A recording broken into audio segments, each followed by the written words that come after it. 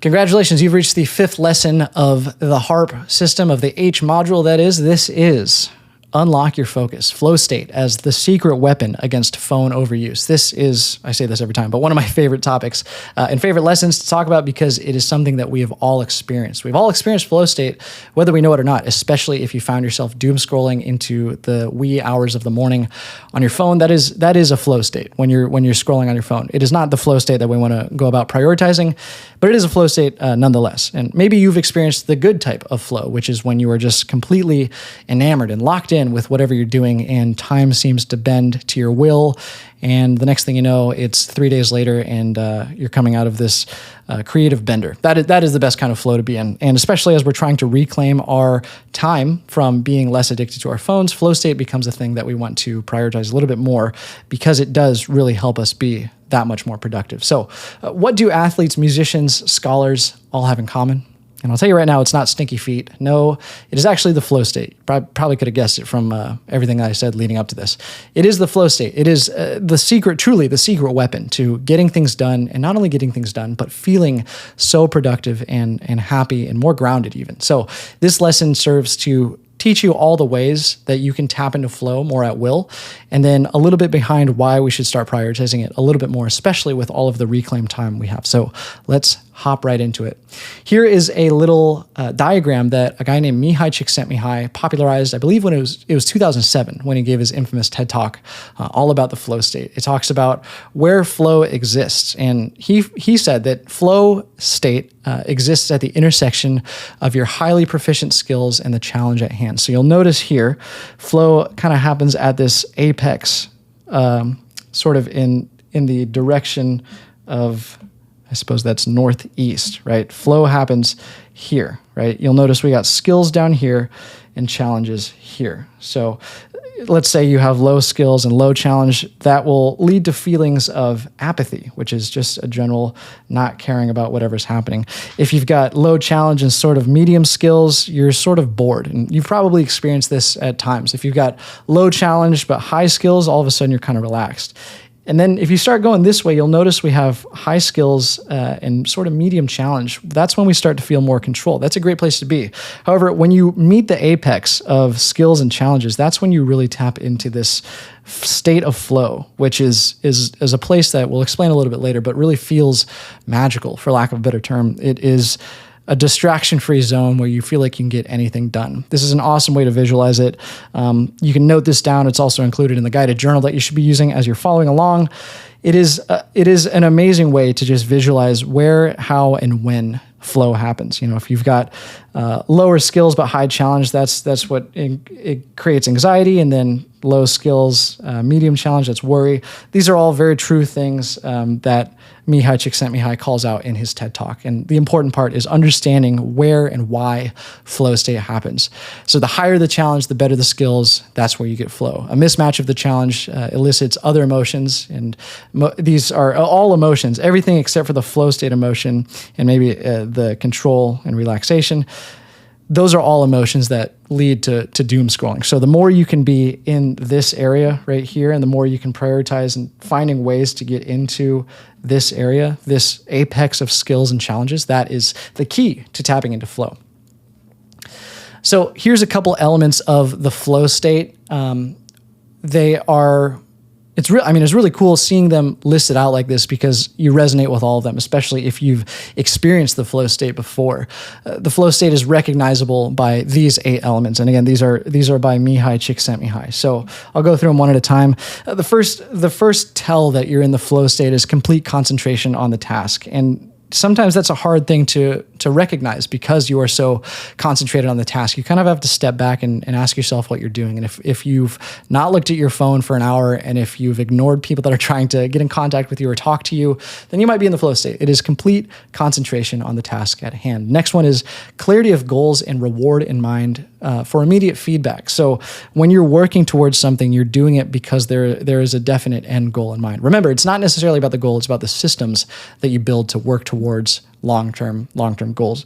But if you're thinking through the lens of the thing that you're trying to accomplish, that is another way that you know that you're in flow. When I'm editing a video and I've been editing for 2 hours and I haven't looked at my phone or stood up or even drank water, and I think about the end product of what that looks like, about the moment that I hit export, that is another tell that you are in the flow state. So it's all about the clarity of goals.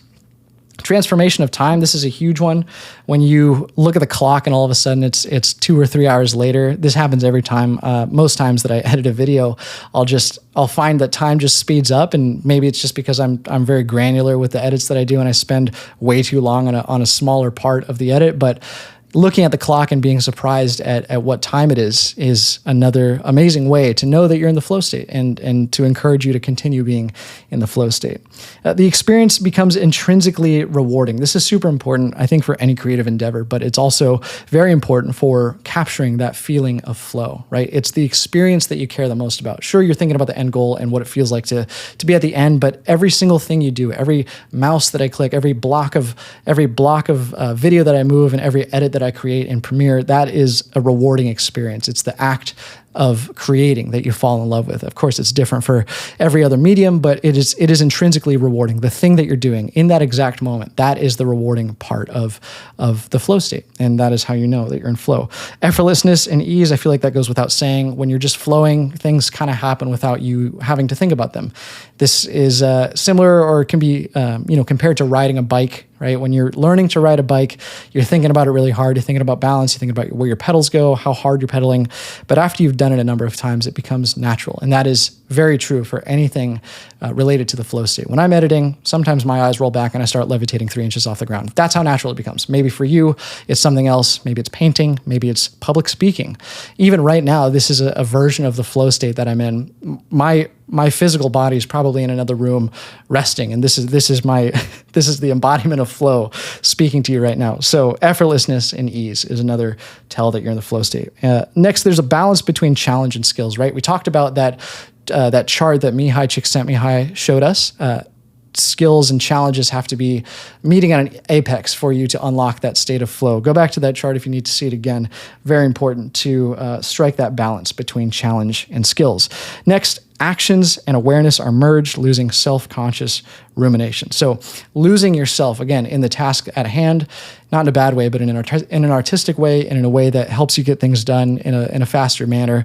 That is another way to know that you're in flow, or way to recognize a flow state. And lastly, there's a certain feeling of control over the task. Maybe you're not super conscious of it as it's happening, but as you're going through whatever it is that you're doing, I'm going to keep using video editing because I've been doing it my entire life, and it's something that I truly love. It's something that's intrinsically rewarding to me.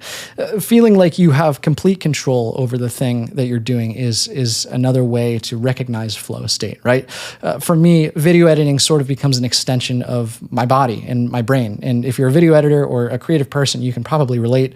Understanding that the tool that you're using just becomes you in a way is an amazing sort of byproduct of being in the flow state. So these are all parts of flow that sort of appear for people in different ways, and it doesn't necessarily mean it's an end-all be-all to flow state. Maybe there's one that Mihai Csikszentmihalyi missed, and maybe there's one that you really, really resonate with more than others. But either way, recognizing these patterns and these moments as you're working, and if you're not recognizing these patterns, it's striving to capture these feelings. That's a super key part of unlocking that flow state. For me, the one that resonates with me the most is that time speeds up especially when I'm editing. I think that's the coolest part. It's something that helps me feel very productive, especially when editing videos, and it's something that keeps me coming back. Being addicted to the flow state is a good, I think, in my mind, a good thing to be addicted to. So find the things that resonate with you the most and try to capture those every time you sit down to work. There's a couple hacks that I like to implement when trying to unlock the flow state. One of them is putting your phone in another room. That's an awesome way to unlock the flow state and be a little bit more productive. Literally physically separating yourself from your phone is an amazing way to allow yourself to hop into that flow state a little bit more. We'll talk about this in a second. And then another way is to time-lapse your work. And that's actually what I'm doing right now. Maybe you'll see this footage at some point, but I'm time-lapsing myself making this course so that I have something to look back on, to literally visually see flow happening and unfolding. And as a reminder that, yes, I can unlock flow whenever I want. This is a concept that I've talked about in videos in the past, but setting up your phone across the room on a tripod during like using the time-lapse function is an awesome way to sort of lock yourself out of your phone and focus on nothing but your work. So those are the elements of the flow state. Take a look at those and soak those in. Your phone is probably the number one thing that stifles your flow state, right? Your phone not only interrupts the flow state, but can have the complete and opposite effect by enticing you into a flow state all about your phone. So just to illustrate this really quickly, apps and other little sounds and haptics and notifications that happen on your phone, all they do is interrupt this state of flow that is so precious to getting things done. If we imagine flow like a river flowing along like this, right? This is the breaking point right here. This is what your phone does. It breaks it, and it makes it so much harder to get back into. In fact, there was a study published that says that the average worker gets distracted something like 200 times during a workday. And if you equate that to every time breaking the flow state, you can imagine how much, or I suppose what lack of productivity exists in that environment. So the more you can rid yourself from your phone, the better. Phones break concentration necessary for achieving flow state. Obviously, it's necessary to be completely concentrated on the task at hand. We learned that in the 8 elements of flow. Once attention is fragmented, making deep immersion in the task virtually impossible.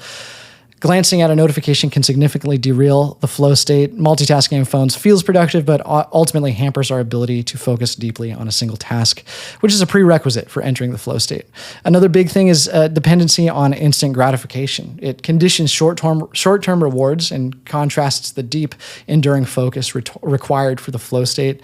And it also shortens our attention span. We know this. You know this. If you're watching this, that's why you're watching this, is because you're hopefully trying to set yourself on a journey and set yourself up for success.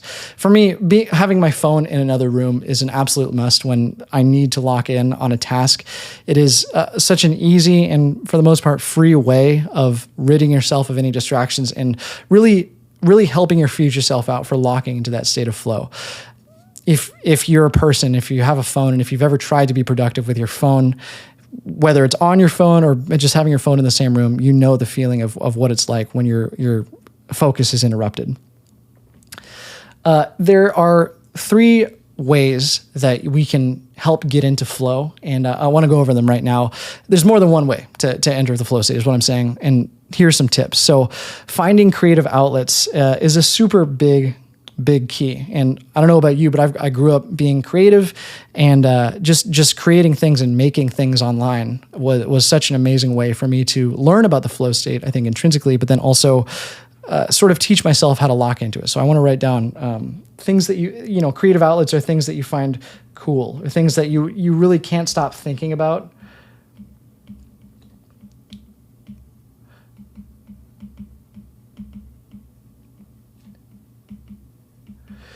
The creative outlets are, at least for me, a huge part of who I am. And when I'm at work or when I'm doing something else, it is hard for me to not be thinking about the next creative project. So having outlets, that's the whole point of outlets, is an amazing way to really unlock that state of flow pretty much whenever you want. Whenever you dive back into your art form or the thing that you love, that's another big important part, something that you love.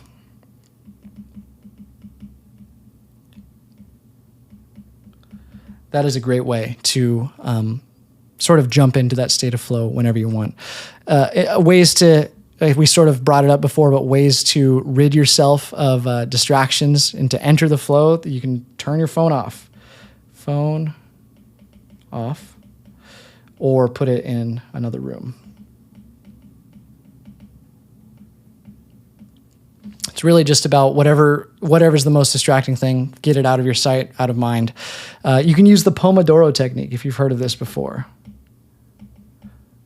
The Pomodoro technique is a simple way to time block. It basically happens when you set a timer for 25 minutes, and that is your time to get things done. That is your productive time. And once that timer goes off, you set a timer for 5 minutes, and that's your break. And that's your sort of reset and lets your brain kind of take a breath of fresh air. And then after that 5 minutes is up, you set another timer for 25 minutes. And this cycle of 25 and 5 repeats for 4 times. And then on the 4th 5-minute break, you actually change that to a 30-minute break. So it's just an amazing way to not not only speed up time, but to enter flow state in a way that you can visually see, right? When the timer's going, or rather when it goes off and you don't even realize it's been 25 minutes, that is another way of locking into the flow state. An important part of the Pomodoro technique is taking breaks.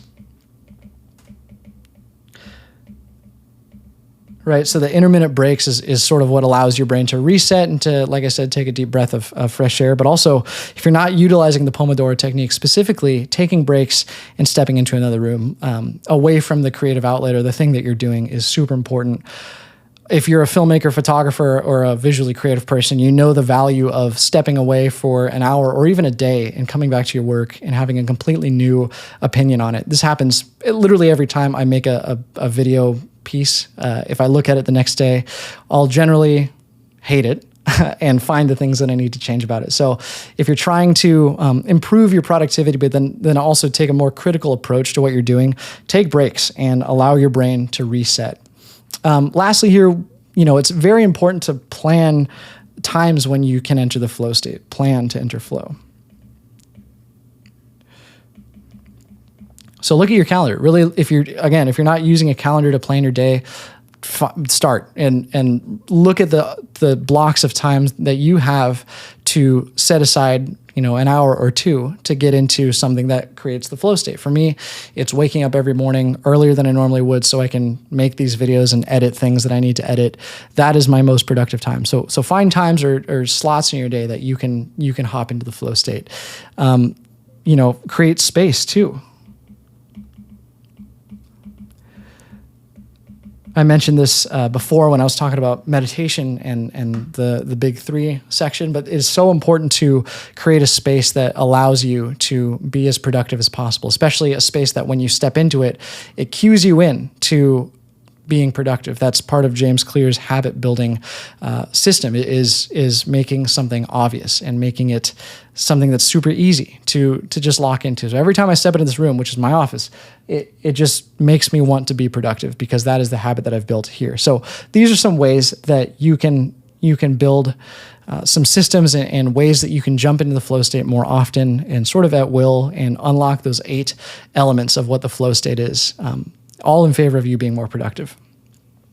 Now that we're in the flow, here's how to supercharge your habit building practice. That is the next lesson. It's all about stacking and tracking. But before we get to that, I'd love to talk to you about the guided journal questions, which you should be using to follow along with this course. So open your books to unlock your focus, flow state as the secret weapon against phone overuse. And answer these questions. Can you recall a time when you were in the flow state? How did your phone impact this experience? Maybe you were working really hard on a project and you got a notification. What did it feel like to be pulled out of that? And then were you able to successfully get back into that flow state? That is something that is also super key and comes with time when you've practiced being in the flow state more. The next question is, how might reducing screen time facilitate these flow experiences? Maybe it goes without saying, but really visualize and understand how that might feel and look once you've implemented some of these practices and some of the lessons before into your daily routines. And lastly, what creative outlets do you enjoy that could help facilitate flow state? Is there something creative that you've always wanted to try? Maybe it's painting, maybe it's graphic design, maybe it's video editing. What kinds of things do you do or do you want to do that could maybe start a habit of being more in the flow state more often? So think about those, write those out. Thanks for being here. This has been lesson 5, all about the flow state. Next lesson is all about habit stacking and habit tracking. I can't wait, so I'll see you there.